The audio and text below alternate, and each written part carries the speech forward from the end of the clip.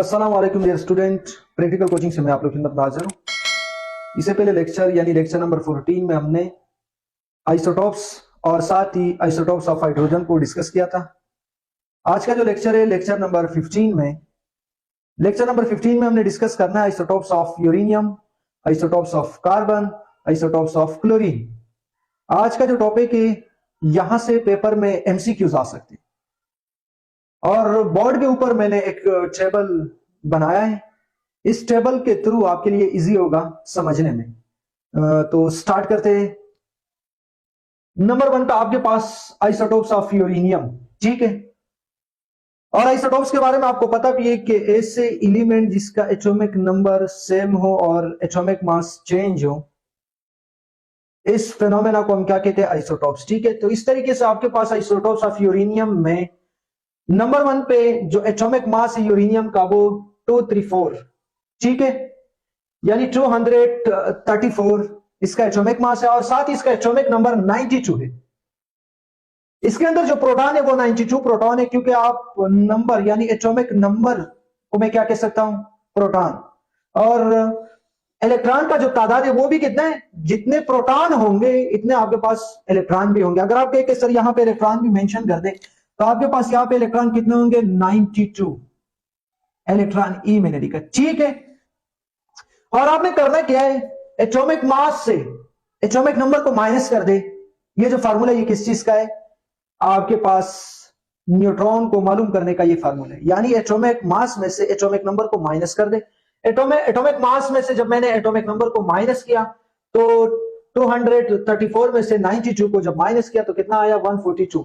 यानी इसके अंदर जो न्यूट्रॉन का जो तादाद है वो 142 और प्रोटॉन का जो तादाद है वो है 92। ये नेचर में कितना मिकदार में पाया जाता है? इसका जो परसेंटेज है वो कितना है नेचर में?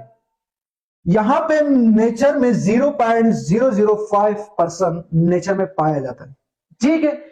इस तरीके से अगर आप कहें कि सर यूरेनियम 235 जो है उसके अंदर प्रोटॉन तो वही है, प्रोटॉन में इजाफा नहीं हो सकता क्योंकि आइसोटॉप्स का जो फेनोमेना इससे पहले लेक्चर में हमने डिस्कस किया है कि इसका जो एटॉमिक नंबर है वो सेम होगा। चेंजिंग किस चीज में आएगा? मास नंबर में, एटॉमिक मास नंबर में, ठीक है।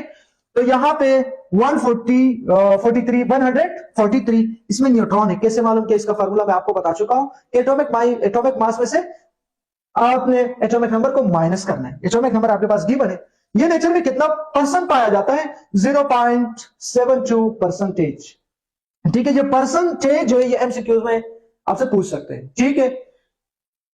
तीसरे नंबर पे जो आइसोटॉप्स है यूरेनियम का, यानी 3 आइसोटॉप्स है यूरेनियम का। कितना आइसोटॉप्स है? 3। There are 3 isotopes of uranium.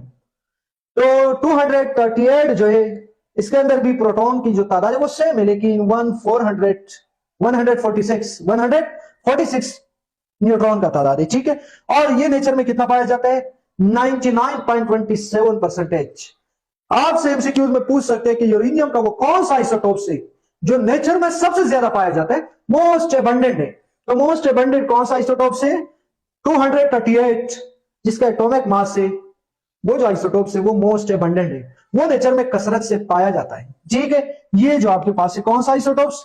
ये आइसोटॉप्स मोस्ट एबंडेंट है, ठीक है। इसके साथ मैंने लिखा मोस्ट एबंडेंट, ये कसरत में पाया जाता है। ये तो आपके पास आइसोटॉप्स ऑफ यूरेनियम।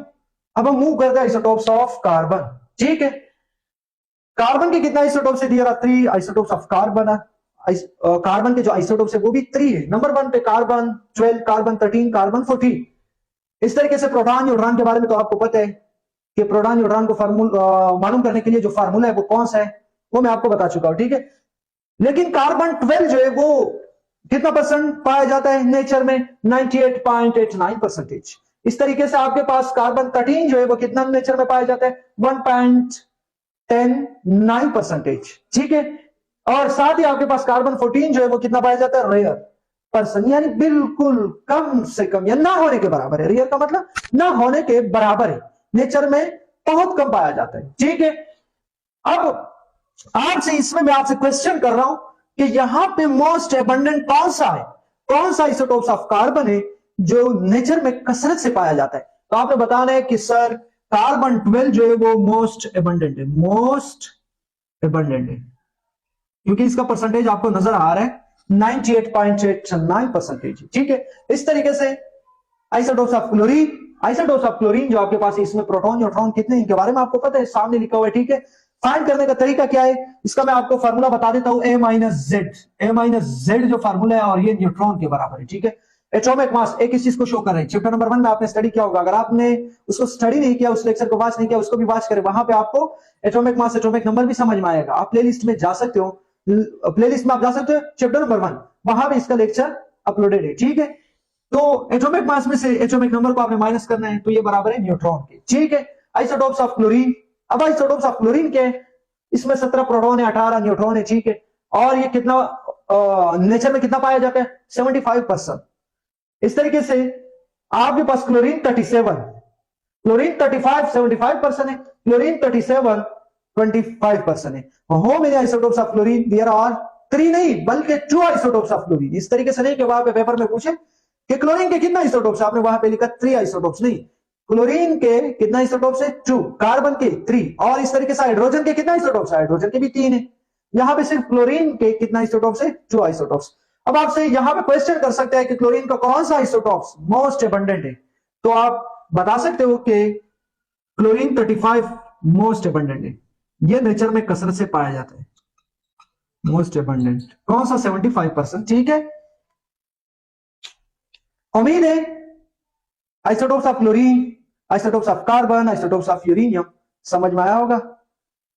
अगर आपको आज का लेक्चर समझ में आया है तो आपने हमारे YouTube चैनल को सब्सक्राइब करना और साथ ही बेल आइकन के ऊपर क्लिक करना है।